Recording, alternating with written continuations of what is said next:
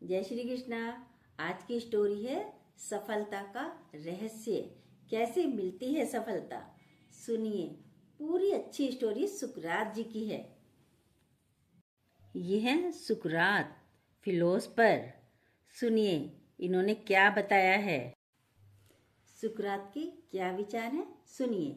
अगर आप मजबूत बनना चाहते हैं तो सबसे पहले अपनी कमजोरियां दूर करें। एक बार कमजोरियां दूर हो जाएंगी तो फिर आप कुछ भी कर सकते हैं। एक बार एक व्यक्ति ने महान फिलोसफर सुकरात से पूछा कि सफलता का रहस्य क्या है, what is the secret of success. सुकरात ने उस इंसान को कहा कि मैं तुम्हें कल बताऊंगा।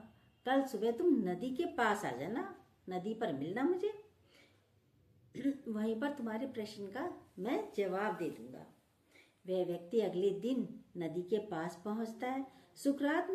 सुकरात ने उसको नदी में उतरकर नदी की गहराई मापने के लिए कहा। वह व्यक्ति नदी में उतरकर आगे की तरफ बढ़ने लगा, चल दिया।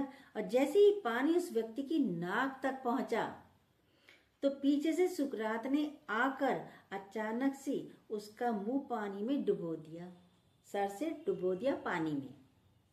वह व्यक्ति बाहर निकलने के लिए छटपटाने लगा, कोशिश करने लगा, लेकिन सुकरात थोड़े ज्यादा स्ट्रांग थे।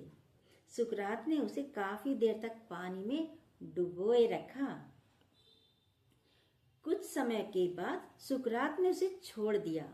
उस व्यक्ति ने जल्दी से अपने मुंह को पानी से बाहर निकालकर जल्दी जल्दी गहरी सांसें लेना शुरू कर दिया। लंबी लंबी सांसें लेने लगा।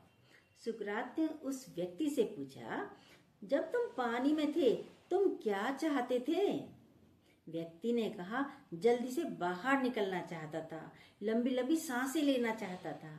सुकरात ने कहा, यही तुम्हारे प्रश्न का उत्तर है। जब तुम सफलता को उतना ही तीव्र इच्छा से चाहोगे जितनी तीव्र इच्छा से तुम सांस लेना चाहते थे, तो तुम्हें सफलता निश्चित रूप से मिल जाएगी। यह है सफलता कैसे मिलेगी, समझ आया? अब दूसरी कहानी सुनिए। अभ्यास का महत्व क्या है, सुनिएगा। अभ्यास का महत्व। अब इस पर एक स्टोरी सुनिएगा, बहुत अच्छी है, बहुत मोटिवेशनल है। प्राचीन समय में विद्यार्थी गुरुकुल में ही पढ़ते थे रहकर। बच्चे को शिक्षा ग्रहण करने के लिए गुरुकुल में ही भेजा जाता था।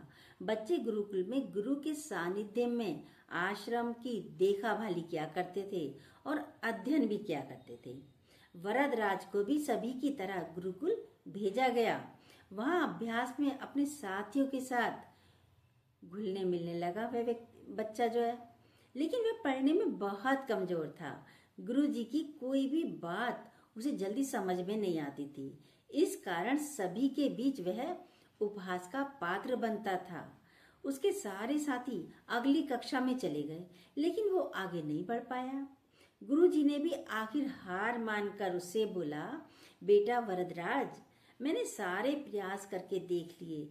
अब यही उचित होगा कि तुम यहाँ अपना समय बर्बाद ना करो, अपने घर चले जाओ, घर वालों के काम में मदद करो। वरदराज ने भी सोचा, शायद मेरी किस्मत में विद्या है ही नहीं, और भारी मन से गुरुकुल से घर के लिए निकल गया। दोपहर का समय था। रास्ते में चलते चलते उसको प्यास लगने लगी। इधर उधर देखने पर उसने पाया कि थोड़ी दूर पर कुछ महिलाएं कुएं से पानी निकाल रही हैं।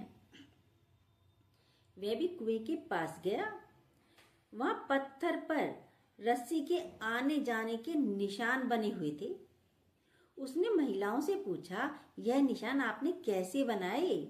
तो एक महिला ने जवाब दिया, बेटे यह निशान बनाने नहीं पड़ते, ये तो कोमल रस्सी से बार बार रस्सी नीचे जाती है, ऊपर आती है, नीचे जाती है, ऊपर आती है, उससे ही निशान बन गए हैं पत्थर पर। वरदराज सोच में पड़ गया। उसने विचार किया, जब एक कोमल सी रस्सी से बार बार आने जाने से एक ठोस पत्थर पर गहरे निशान बन सकते हैं, तो निरंतर अभ्यास से मैं विद्या ग्रहण क्यों नहीं कर सकता? वरदराज ढेर सारे उत्साह के साथ वापस गुरुकुल पहुंचता है और अथक कड़ी मेहनत की। गुरुजी ने भी खुश होकर भरपूर सहयोग किया वरदराज का। और कुछ ही सालों बाद यही मंदबुद्धि बालक वरदराज आगे चलकर संस्कृत व्याकरण का महान विद्वान बना, जिसने लघु सिद्धांत कौमुदी, मध्य सिद्धांत कौमुदी और सार सिद्धांत कौमुदी, गौरवाण पद मंजरी की रचना की। अभ्यास की शक्ति का तो कहना ही क्या है, यह आपके हर सपने को पूरा करेंगे। अभ्यास बहुत जरूरी है, चाहे वो खेल में हो, पढ़ाई में हो या किसी अन्य चीजों में। बिना अभ्यास के आप सफल नहीं हो सकते। अगर आप बिना अभ्यास के केवल किस्मत के भरोसे बैठ जाओगे तो आखिर में पछतावे के सिवा कुछ हाथ नहीं लगता। इसलिए अभ्यास के साथ धैर्य, परिश्रम और लगन रखकर आप अपनी मंजिल को पाने में जुट जाइए। तभी आप तरक्की कर सकते हैं, तभी आप सफलता प्राप्त कर सकते हैं। आज तो हमने सिर्फ 2 विचार दिए हैं आपको, और भी समय आने पर देते रहेंगे अच्छे अच्छे स्टोरियों के साथ। और यदि ये स्टोरी अच्छी लगी हो तो प्लीज जो न्यू हो सब्सक्राइब कीजिएगा, बेल को दोबारा प्रेस कीजिएगा। जय श्री कृष्णा।